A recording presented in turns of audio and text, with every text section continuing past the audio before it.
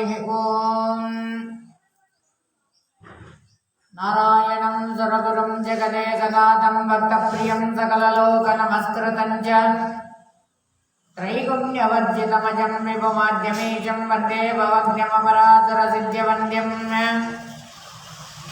आपादो विपर्यन्तं गुरूणाम् आकृतिं स्मरेत् तेन विघ्नाः प्रणश्यन्ति सिद्धाः सत्याविघ्नकराब्जोत्तान् पञ्चाशद्वर्षपूजकान् सत्यप्रमोदतीर्थार्यान् नौमिन्याय सुधारतान् शास्त्रेषु भारतश्वानं शास्त्रज्ञेषु वत्सलं दीनभक्तोद्धारकरं सत्यात्मानं गुरुं भजे।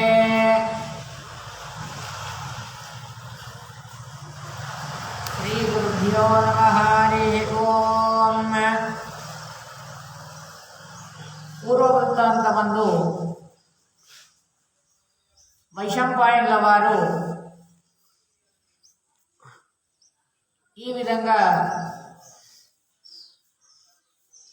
చెప్తూ ఉన్నారు. తతః సత్యవతీ భీష్మం వాచావై సజ్జమానయ ప్రావేపమాన సవ్రీడం ఇదం వచనమబ్రవీత్ అని.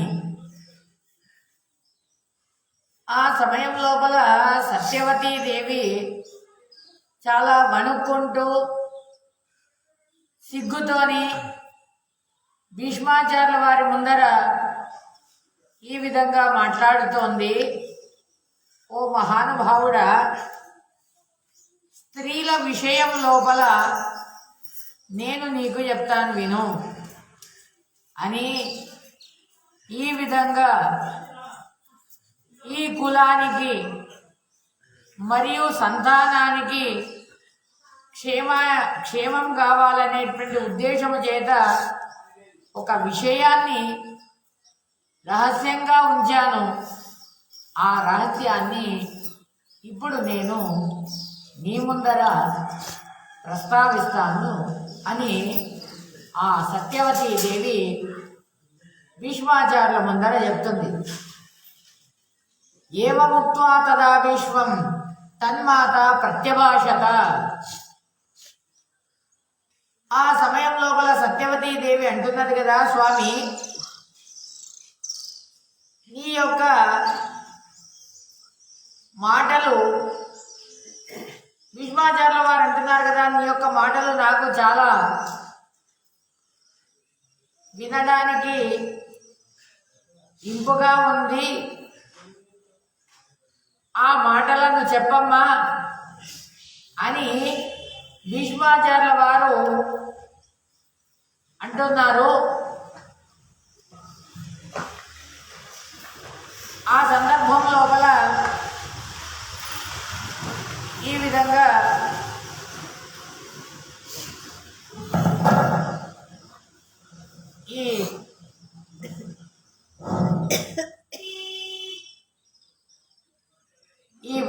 మీ యొక్క వంశానికి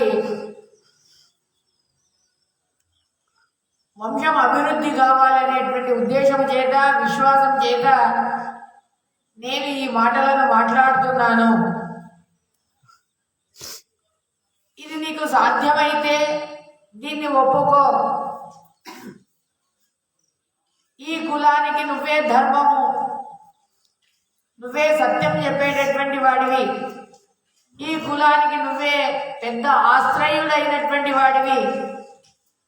కాబట్టి ఈ విధంగా నేను నా యొక్క అభిప్రాయాన్ని చెప్తాను, దాని ప్రకారంగా నువ్వు నాకు సూచించు అని సత్యవతీదేవి ఎప్పుడైతే భీష్మాచార్యుల ముందర తన యొక్క రహస్యాన్ని చెప్తుంది,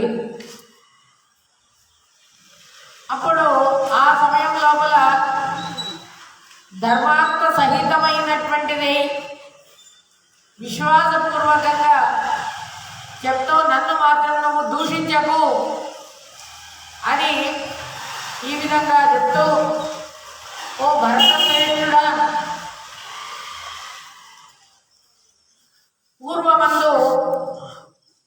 వసు అనేటువంటి ఒక రాజుగారు ఉండేటటువంటి వారు. ఆ వసు అనేటువంటి రాజు చాలా విఖ్యాతుడైనటువంటి వాడు.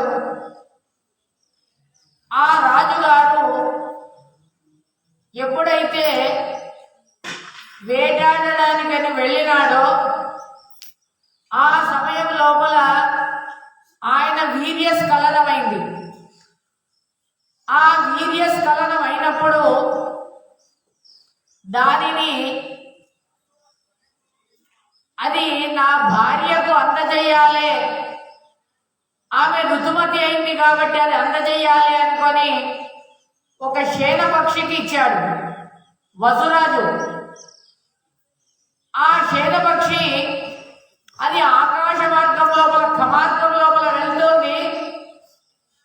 వెళ్తుండగానే అక్కడ ఇంకొక శేనపక్షి దీని కాళ్ళ లోపల ఏదో ఒకటి కనిపిస్తుంది, అది ఎర్రగా కనిపిస్తుంది అనుకొని ఏదో మాంసం అని అనుకుంది. రెండు ఢీ కొట్టినాయి, రెండు పోట్లాడినాయి ఆకాశం లోపలనే. ఎప్పుడైతే ఆ ఇద్దరికి కూడా పరస్పరంగా విరోధమైందో ఆ శేనపక్షులకు, ఈ విధంగా ఆ కాళ్ళల్లో ఉండేటటువంటి వసురాజు గారి యొక్క ఆ వీర్యం అనేటువంటిది అది నీటి యందు పడ్డది. నీటి యందు పడగానే, గంగా నీటి యందు పడగానే అక్కడ ఒక పెద్దదైనటువంటి మీనము దాన్ని ఎప్పుడైతే మింగేసింది, ఆ మింగిన తర్వాత అప్పుడు ఆ బేస్తో వాళ్ళు దాన్ని పట్టినారు, ఆ మీనాన్ని పట్టినారు.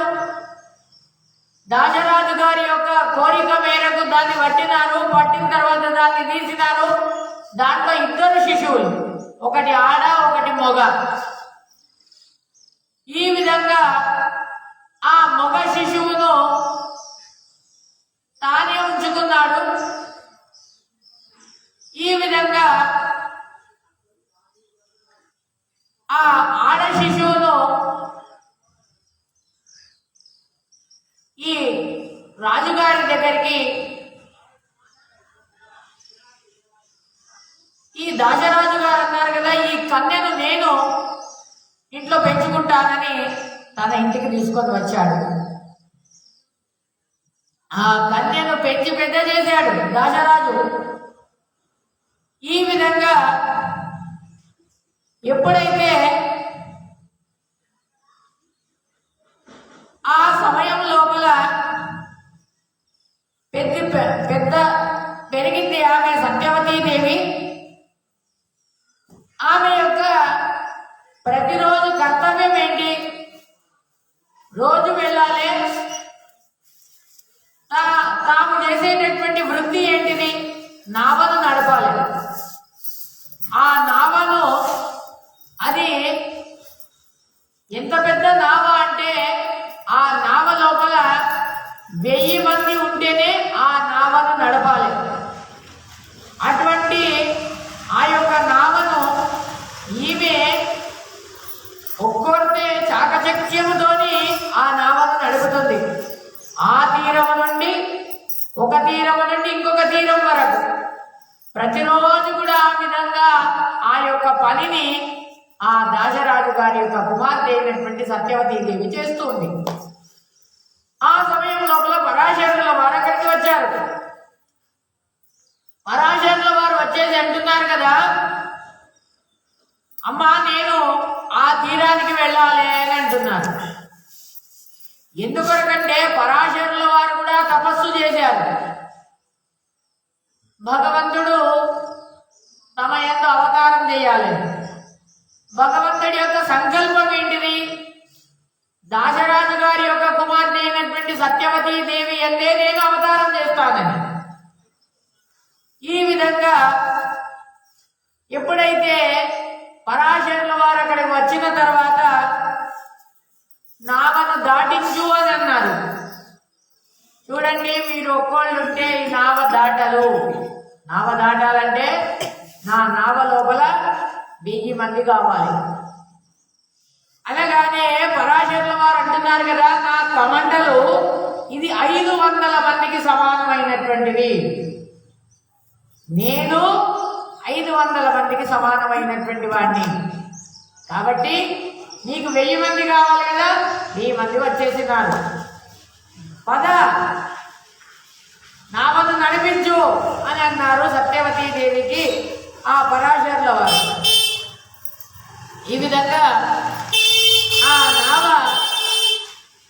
అది పయనిస్తుంది. ఆ నది లోపల, యమునా నది లోపల. ఈ విధంగా ఎప్పుడైతే యమునా నది లోపల దాటుతూ ఉందో, ఆ దాటుతూ ఉండేటప్పుడు పరాశరుల వారు అన్నారు కదా, నీ యందు గుణవంతుడైనటువంటి వాడు, యోగ్యుడైనటువంటి వాడు, సర్వజ్ఞుడైనటువంటి వాడు ప్రాదుర్భూతం కావాలి. సాక్షాత్తు వేదాలను ఉద్ధారం చేసేటటువంటి వాడే నీ యందు వాడు ఉత్పన్నం కావాలి అని ఈ విధంగా ఎప్పుడైతే అనగానే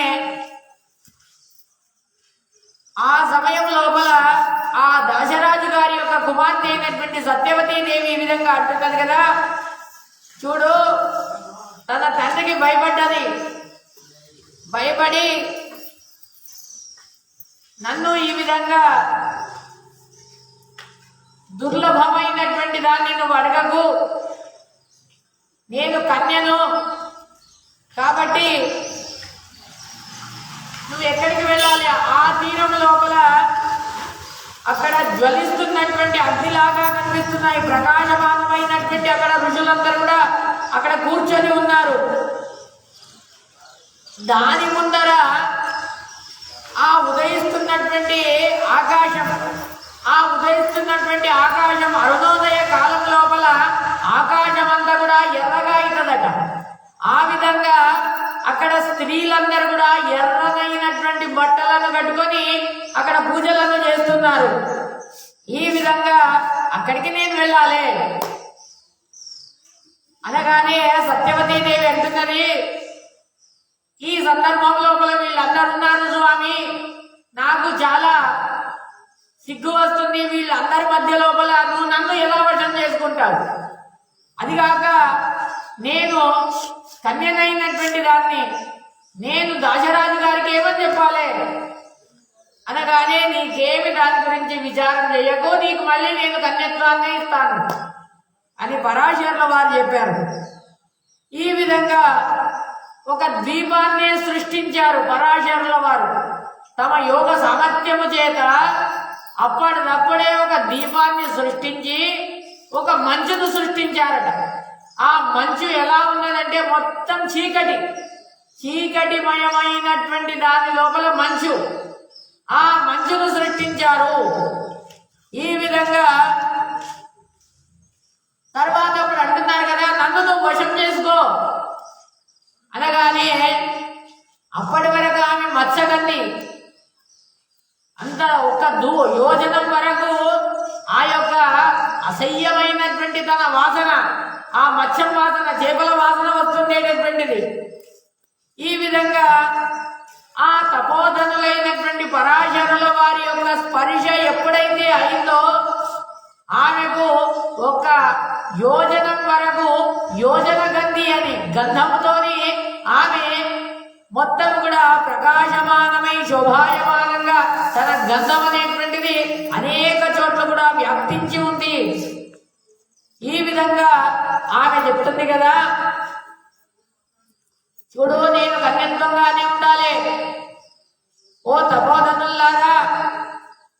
ఈ విధంగా నేను, నా తండ్రి లేడు, నా తండ్రి అయినటువంటి వసురాజు, ఈ విధంగా తపోధనులైనటువంటి పితృదేవతలు, యాజ్ఞవల్కులు, బ్రాహ్మణులు, ఆ యొక్క పురోహితులైనటువంటి వశిష్ఠులు,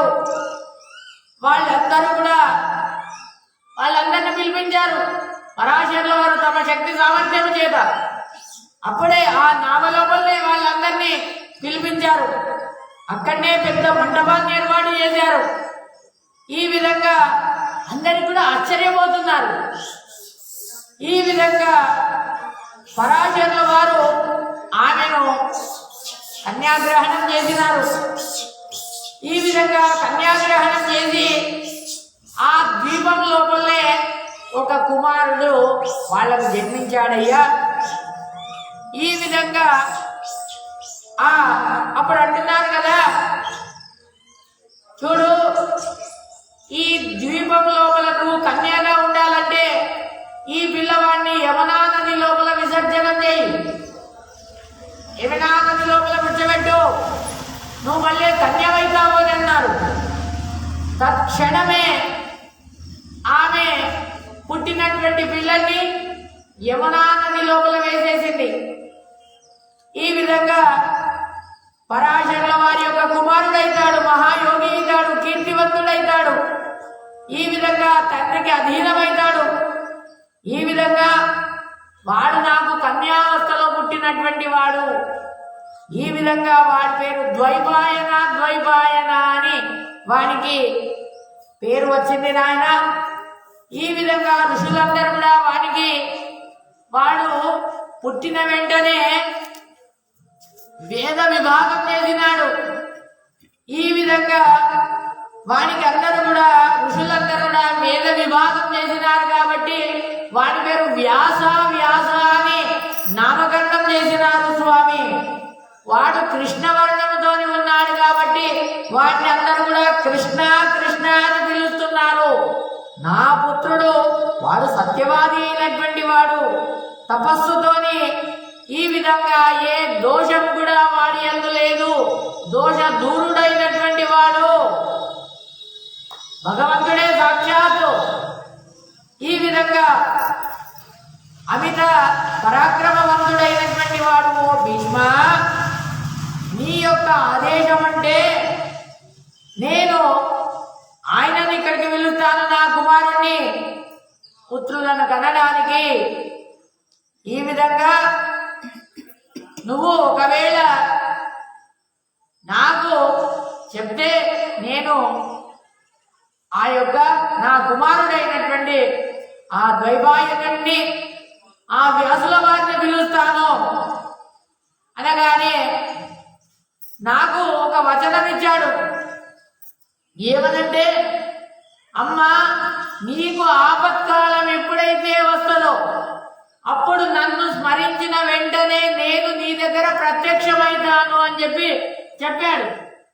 కాబట్టి ఈ విధంగా ఓ మహానుభావుడా భీష్మాచార్యుల వారు, నీకు సమ్మతి ఉంటేనే నేను పిలిపిస్తాను అనగానే, ఈ విధంగా నీ అభిప్రాయం ఏంటిది? విచిత్ర వీరుడి యొక్క పత్ని లోపల పుత్రులను పొందాలంటే మరి నీ అభిప్రాయం ఏంటిది అని ఈ విధంగా ఎప్పుడైతే చెప్పగానే వైశంపాయనుల వారు అంటున్నారు కదా, తల్లి యొక్క మాటలను విని, సత్యవతి యొక్క మాటలను విని తక్షణమే భీష్మాచార్యుల వారు తల్లి యొక్క పాదాలకు సాష్టాంగ ప్రణామం చేసినారట. ఈ విధంగా ఎందుకొరకంటే ఆ వేదవ్యాసుల వారికి నువ్వు మాతవు, తల్లి అయినటువంటి దానివి అనే విధంగా పాదామి వందనం చేసినటువంటి వాళ్ళైనారు భీష్మాచార్యుల వారు. ఈ విధంగా చాలా సంతోషం కలిగింది. దేశ కాలాలను స్మరించినారు. ఈ విధంగా మన అభిష్టి పూర్తి అవుతుంది, పిలవండి అని అన్నారు.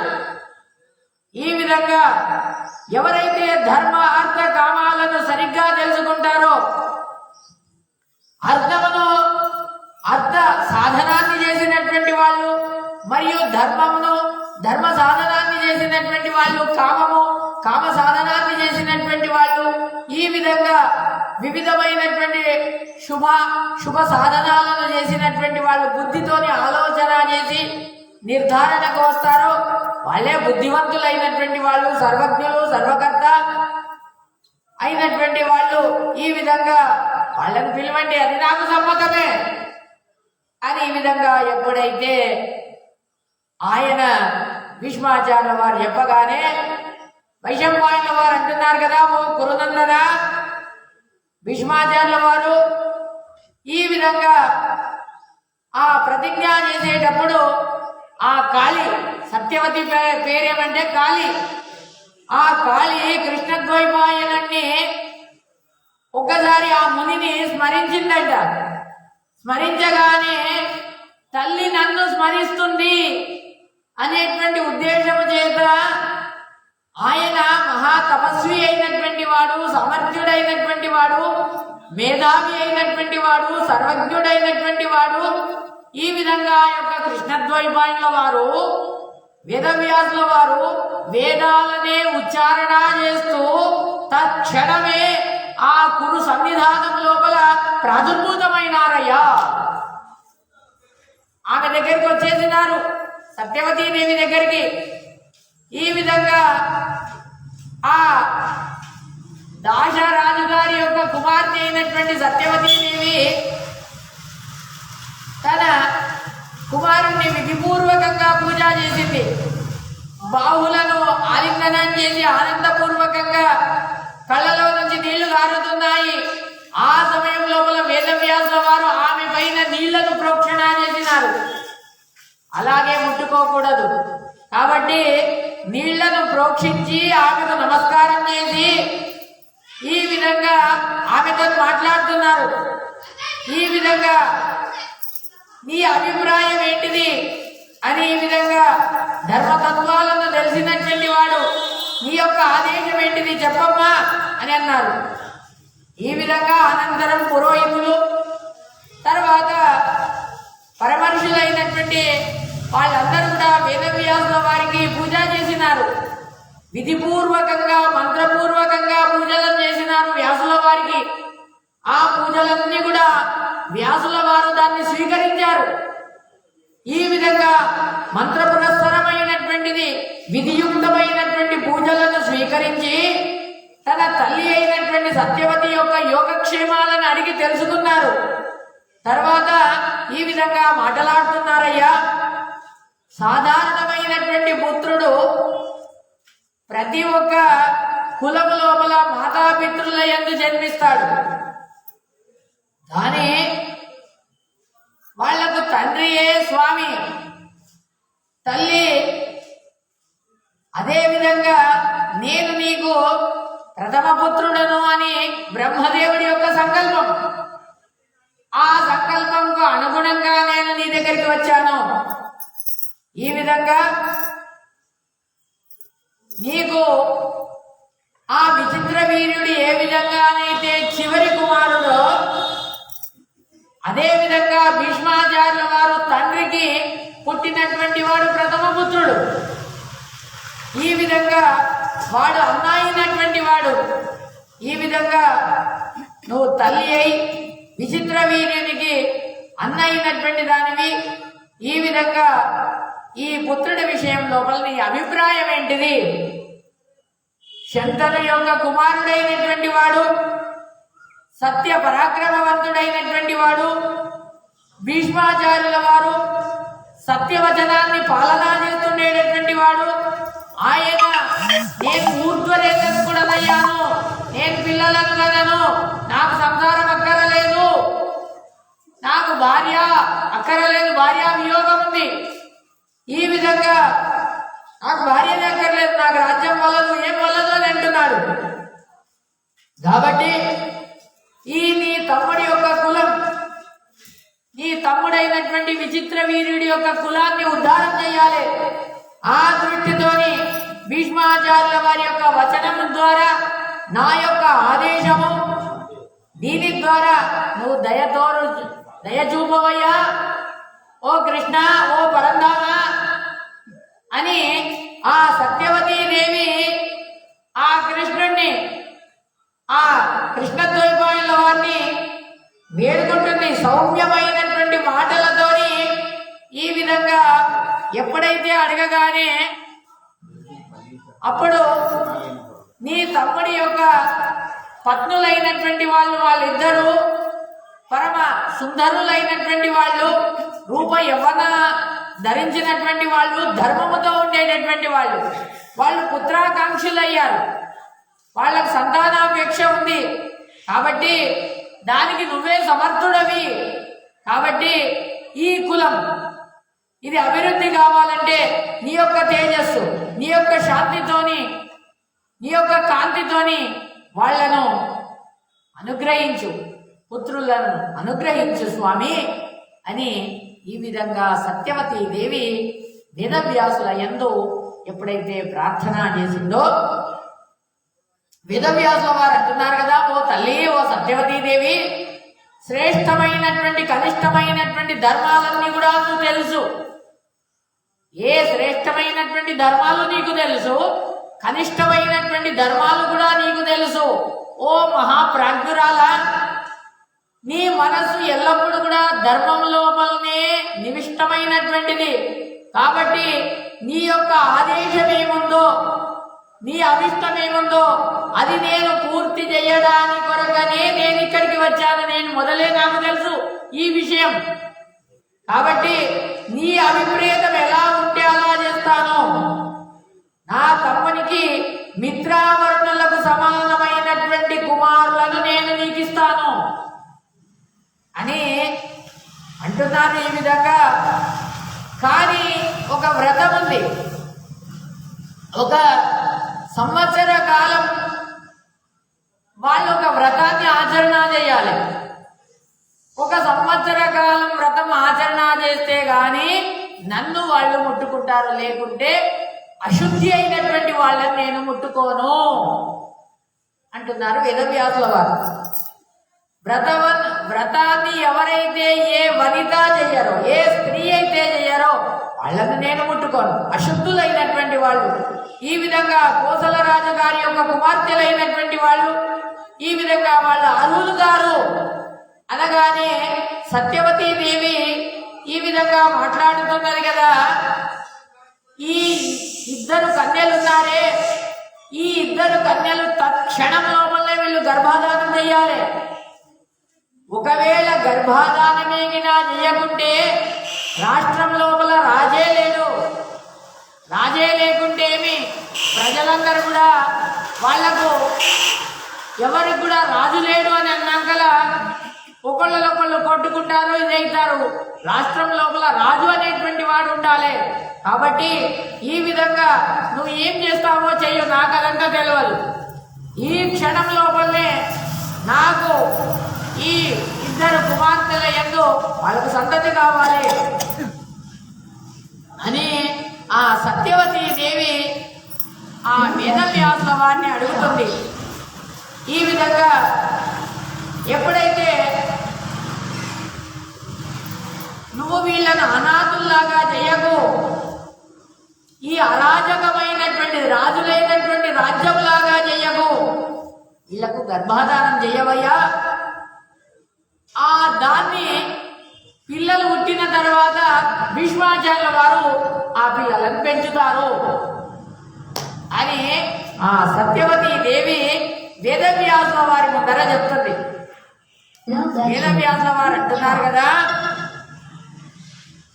ఆ సమయం లోపల తక్షణమే అకాలికమైనటువంటి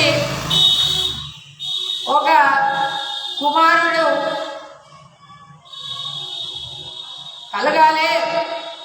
కాబట్టి నా రూపం ఎలా ఉంటుంది, ఈ రూపాన్ని చూసి, వేషాన్ని చూసి, ఈ గంధాన్ని, శరీరాన్ని చూసి వాళ్ళు తట్టుకోలేరు అనగానే, అప్పుడు లేదు తట్టుకుంటారు అనగానే ఈమె లోపల 100 మంది కుమారులు కలుగుతారు అంటున్నారు వేదవ్యాసుల వారు. ఈమె యందు 100 మంది కుమారులు కలుగుతారు. నీ కురువంశం అనేటువంటిది రక్షణ అవుతుంది, ఇంట్లో సంశయం లేదు. శుభ్రమైనటువంటి వస్త్రాలను కట్టుకోమని చెప్పు, నేను వస్తానని చెప్పిన. ఈ విధంగా అనంతరం సత్యవతీ దేవి తన కోడల దగ్గరికి పోయింది. కోడల దగ్గరికి వెళ్ళి ధర్మార్థయుక్తమైనటువంటి మాటలతోని ఆడుతున్నది ఓ సత్యవతీ దేవి. ఆ సత్యవతి అంటున్నది కదా కోడలతోని, అంబికతోని, ఈ విధంగా నువ్వు ఈ భరత కులాన్ని నాశనం చెయ్యవు, ఈ భరత కులాన్ని అభివృద్ధి చెయ్యు. ఈ విధంగా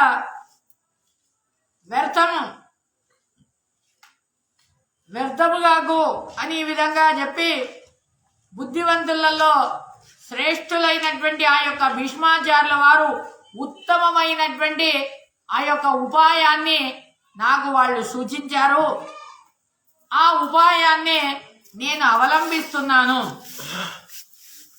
ఈ పిల్లవాడిని పొందాలంటే నేను నిర్ధారణ చేసినాను, ఈ నష్టమైనటువంటి యొక్క భరత వంశము మళ్ళీ అది ఉజ్జీవనం పొందాలి, మళ్ళీ అభివృద్ధి కావాలంటే ఓ కళ్యాణి ఈ విధంగా ఆ దేవరాజు అయినటువంటి కాంతియుక్తుడైనటువంటి వాడితోని యొక్క శిశువును పొందాలి.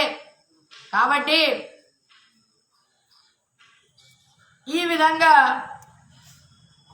నువ్వు ఆ దేవరాజు అయినటువంటి సాక్షాత్ వేదవ్యాసుల వల్లనే నువ్వు ఆ యొక్క గర్భాన్ని ధరించు, ఇది నీ జవాబుదారీ అని చెప్పగానే వైశంపాయనుల వారు అంటున్నారు కదా, ఆ సమయం లోపల కష్టంగా తన కోడలకు కష్టంగా ఒప్పించింది.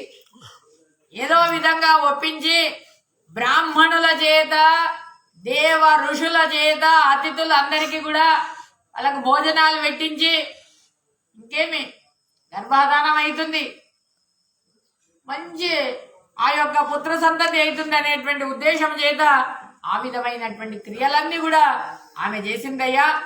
ఈ విధంగా ఇక్కడ ఈ ఆచార్యుల వారు నిర్ణయం చెప్తున్నారు కదా, విచిత్ర వీర్యుడికి 2 భార్యలు. ఈ విధంగా క్షయరోగంతో ఆయన నిధనాన్ని పొందుతాడు. ఈ విధంగా ఆ సమయం లోపల అప్పుడు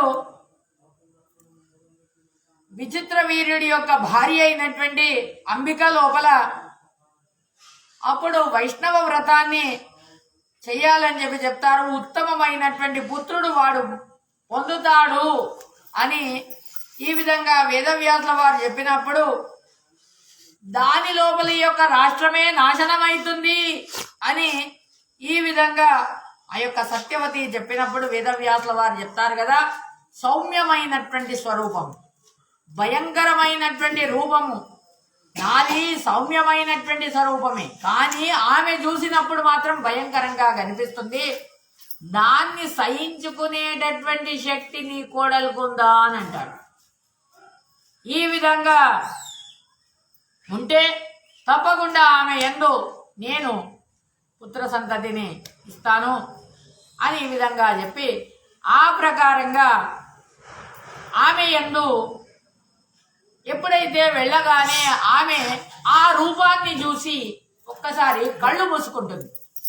కళ్ళు మూసుకోగానే భయముతోని కళ్ళను మూసుకోగానే ఆమె యందు ఒక గంధర్వుడే వాయువంశతోని ఉడతాడు. వాడే ధృతరాష్ట్రుడై మహాబల పరాక్రమవంతుడై ఈ విధంగా ఆ ధృతరాష్ట్రుడే రాజై వాయువంశతోని ఉట్టినటువంటి వాడు, శ్రేష్ఠుడైనటువంటి వాడు, అధికమైనటువంటి బలముతో ఉండేటటువంటి వాడు. ఈ విధంగా అప్పుడు అంటాడు కదా వేదవ్యాసుల వారు తల్లి దగ్గరికి వెళ్ళి, చూడమ్మా ఇది మాతృదోషము అని అంటాడు.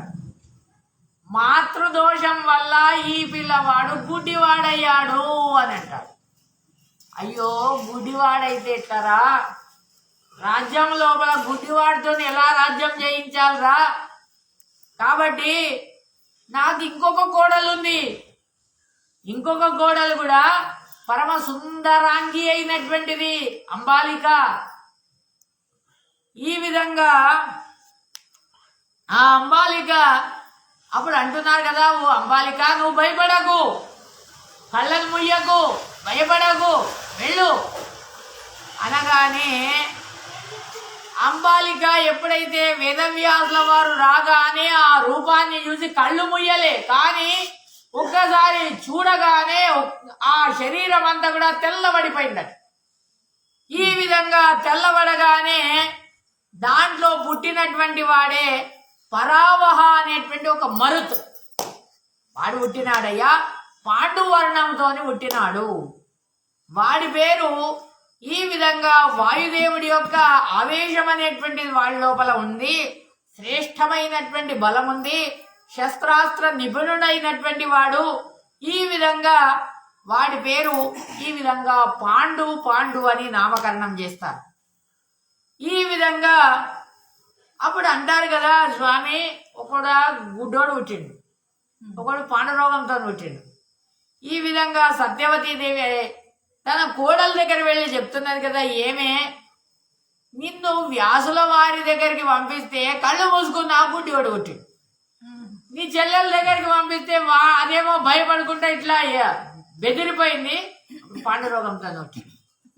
ఈ విధంగా ఏం చెయ్యాలనే, ఇప్పుడు నేను పంపిస్తా వేదవ్యాసుల వారిని, ఈ విధంగా కళ్ళు మొయ్యకు, ఆనంద రూపాన్ని నువ్వు మనస్సు లోపల తలుచుకో అని ఈ విధంగా అనగానే, భక్తితోని ఆరాధన చెయ్యు అనగానే ఈ విధంగా ఆమె అంబికకి చెప్తుంది, పెద్దదానికి చెప్పగానే అంబిక భీతురాలైంది.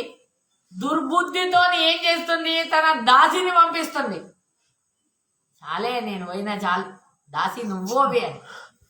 ఆ దాసి ఏం చేస్తున్నదంటే గుణ సమర్థుడైనటువంటి ఉత్కృష్టుడైనటువంటి ఆ యొక్క స్వామిని వేదవ్యాసుల వారిని చూసి పరమ భక్తితోని ఆయనకు పూజలు చేసింది, ఆయనతోని రమించింది. ఈ విధంగా ఆమె లోపల యమదేవుడే అవతారం చేసినాడు. ఆ యమదేవుడికి అనిమాండవ్య ఋషుల యొక్క శాపం, నువ్వు ఆ యొక్క శూద్ర జన్మ లోపల ఎత్తు అని. ఈ విధంగా తాను ఆ దాసి ఎందు పుట్టినాడయ్యా, విదురుడై పుట్టినాడు. ఈ విధంగా వశిష్ఠుల వారి యొక్క వాళ్లకు సామ్యం అనేటువంటిది ఉంది. ఈ విధంగా వాళ్ళు తపస్సుతోని చ్యుతి అయి ఈ విధంగా శాపం ఇచ్చినటువంటి వాళ్ళు. ఈ విధంగా ఆ యొక్క ధృతరాష్ట్రుడు, పాండు, విదుర అనేటువంటి వాళ్ళు ముగ్గురు జననమైంది అనేటువంటి దాన్ని ఇక్కడ శ్రీమదాచార్యుల వారు నిర్ణయం లోపల చెప్పినారు.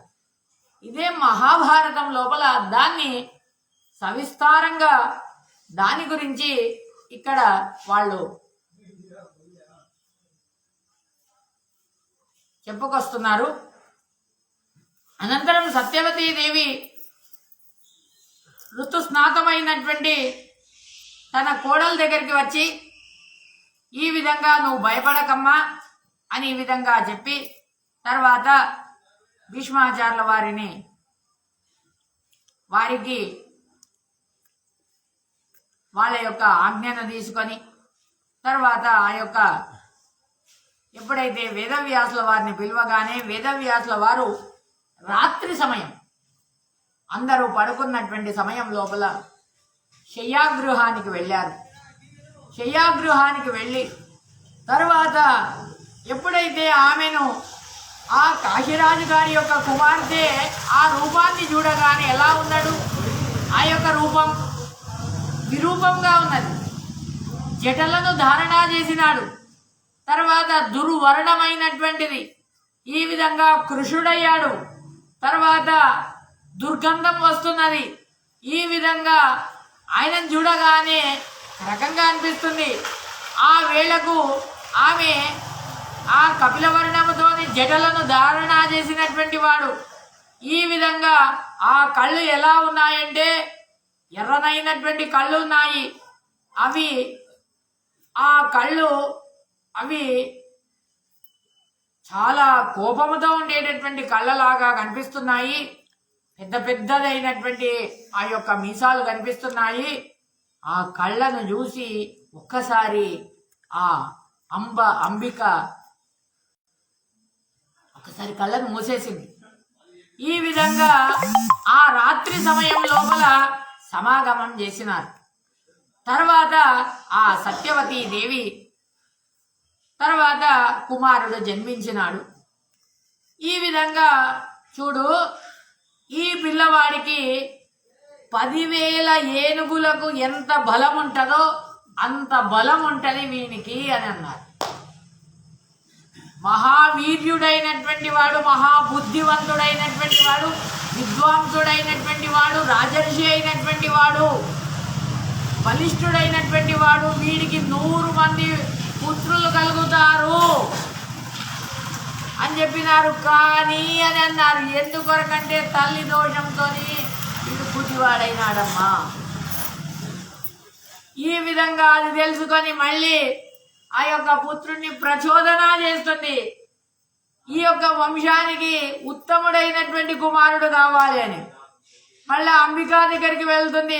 అంబాలిక దగ్గరికి, అంబాలిక యొక్క వంశానికి ఉత్తముడైనటువంటి కుమారుణ్ణి ఇవ్వమ్మా అనగానే వైశంపాయనుల వారు అంటున్నారు కదా. సరే అని అంబాలిక ఒప్పుకోగానే శ్రేష్టమైనటువంటి తన మంచం లోపల ఎప్పుడైతే కూర్చొని నిరీక్షణ చేస్తుందో ఆ సమయం లోపల వేదవ్యాసుల వారు అంబాలిక దగ్గరికి వచ్చారు. సమీపానికి రాగానే ఆ యొక్క అంబాలిక ఒకసారి చూసి తాను ఆ రూపాన్ని చూసి కళ్ళను ముయ్యలే, కానీ విషణ్ణమైనటువంటి పాండువర్ణాన్ని పొందినది. ఆ సమయం లోపల ఆమె ఈ విధంగా ఆ పుట్టినటువంటి వాడే పాండువర్ణంతో పుట్టినాడు కాబట్టి వాడి పేరు పాండు అని ఈ విధంగా నామకరణమైంది. అప్పుడు ఆ వేదవ్యాసుల వారు అంటున్నారు కదా, ఇది కూడా తల్లి యొక్క దోషమే. ఈ విధంగా చెప్పగానే మళ్ళీ ఆ యొక్క వ్యాసుల వారు ఈ విధంగా అంటున్నారు కదా, వీడు 4 దిక్కుల లోపల ప్రఖ్యాతుడైనటువంటి వాడు ఈ యొక్క కుమారుడు. ఈ విధంగా వీడు వీరుడైనటువంటి వాడు, వీడికి 5 కుమారులు కలుగుతారు అని ఈ విధంగా చెప్పి తల్లికి నమస్కారం చేసి అక్కడికి వెళ్ళి వెళ్తున్నారు. వేదవ్యాసుల వారు వెళ్ళిపోయిన తర్వాత ఈ విధంగా అంబికా దగ్గరికి వెళ్ళి, ఏమే ఈ మహాప్రాజ్ఞుడు కానీ ప్రజ్ఞాచక్షులే లేవే వీడికి, వీడు ఈ విధంగా ధృతరాష్ట్రుడై పుట్టినాడు, ఈ విధంగా నీ చెల్లెలకు కూడా యోగ్యుడైనటువంటి వాడు పుడతాడనుకుంటే వాడు పాండువర్ణంతో పుట్టినాడు, ఏం చెయ్యాలి?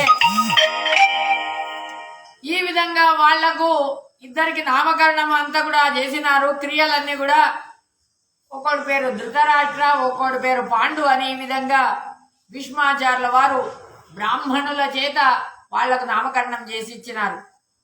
తర్వాత అంబికా దగ్గరికి వెళ్ళి, ఈ అంధుడైనటువంటి వాడిని నేను ఎలా రాజ్యము లోపల వాడిని ప్రతిష్ఠితుడిని చేయాలి?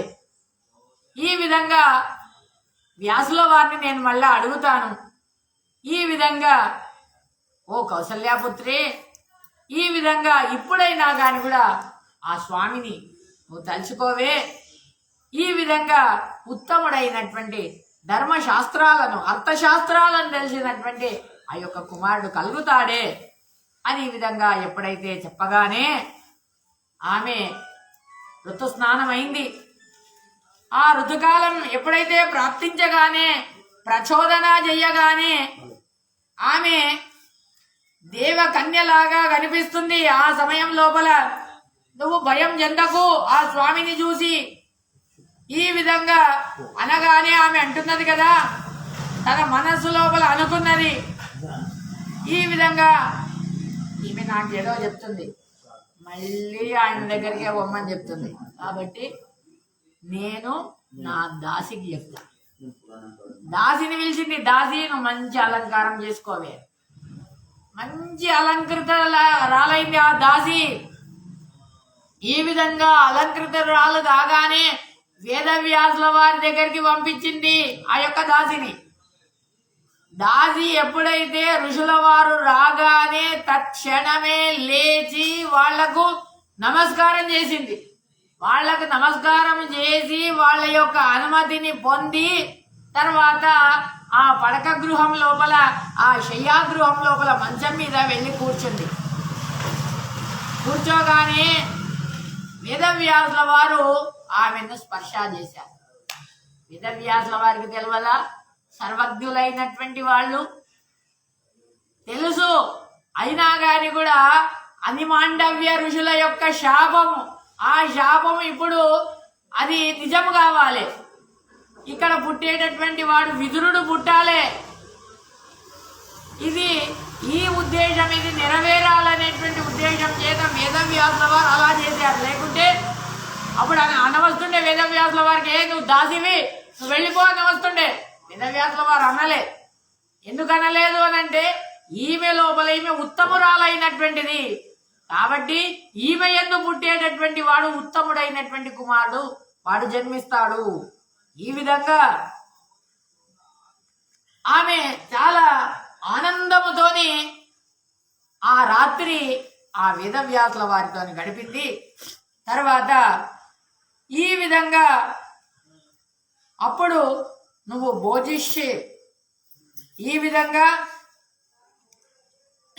నువ్వు యజమానురాలైనటువంటిదా అది చెప్తే నువ్వు వచ్చినావు కాబట్టి ఈ విధంగా నీ గర్భం లోపల ఒక పిల్లవాడు పెరుగుతున్నాడు అని ఈ విధంగా చెప్పారు.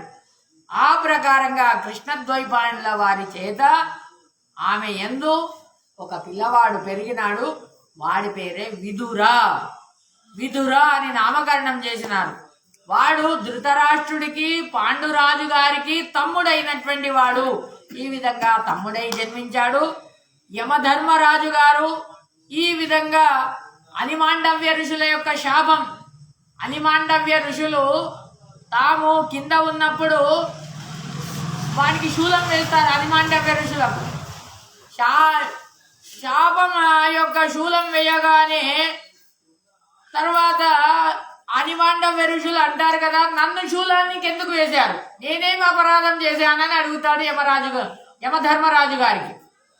నువ్వు అనేకంగా చెప్తారు, నేనేం తప్పులు చేయలేదు, నేను చేసింది ఒకటే. నేను చిన్నగా ఉండేటప్పుడు, బాల్యంలో ఉండేటప్పుడు ఒక చిన్న ఆ ఈగను, ఒక చీమను మాత్రము ఒక కడ్డితోని దాన్ని చుచ్చినాను, మంచిగా పుచ్చినాను మాత్రం.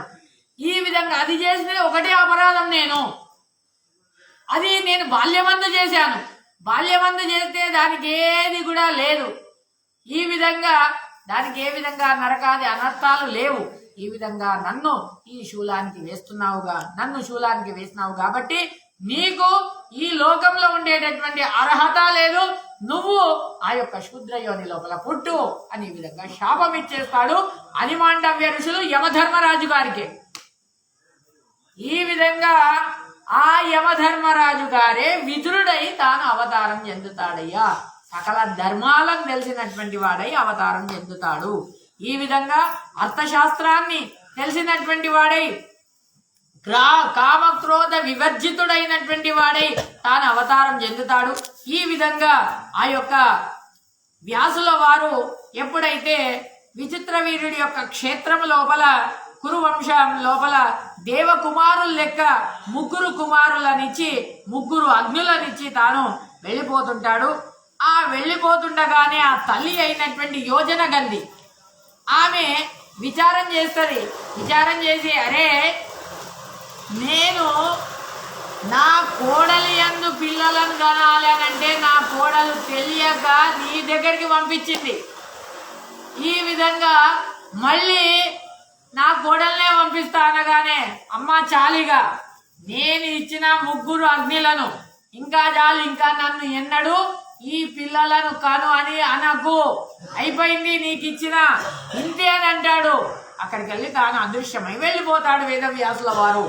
తర్వాత ఈ విధంగా పరమ ధార్మికుడైనటువంటి వాడు ఈ విధంగా తల్లి దగ్గరికి వెళ్ళి విస్తారంగా చెప్పి అక్కడికి వెళ్ళి అదృశ్యమై వెళ్ళిపోతారయ్యా అని విధంగా చెప్పి, తర్వాత ఎవరైతే ఈ యొక్క దొంగతనం చేసినటువంటి వాళ్ళు, ఈ రాజభటులు, అది అనిమాండవ్య ఋషుల గురించే. ఈ విధంగా వాళ్లకు యొక్క శాపం ఇస్తారనేటువంటి దాన్ని విదురుడికి ఆ యొక్క తాను శూద్రుడైపోతాడనే విధంగా దాని గురించి చెప్పారు. ఈ విధంగా వ్యాసుల వారు ఎప్పుడైతే ప్రార్థించగానే వ్యాసుల వారు దాన్ని ఒప్పరు, అక్కడికి వెళ్ళి తాను అదృశ్యమై వెళ్ళిపోతారని ఈ విధంగా దాని గురించి చెప్పారు. యమ ధర్మరాజు గారికి మాండవ్య ఋషుల గారి యొక్క శాపము, విదురుడి యొక్క అవతారం గురించి రేపు తెలుసుకోవడానికి ప్రయత్నం చేద్దాం. శ్రీకృష్ణ అర్పణమస్తు. అనేన భావ్య పుణ్యం అవాప్నవతు గురుర్మమ. శ్రీకృష్ణ అర్పణమస్తు.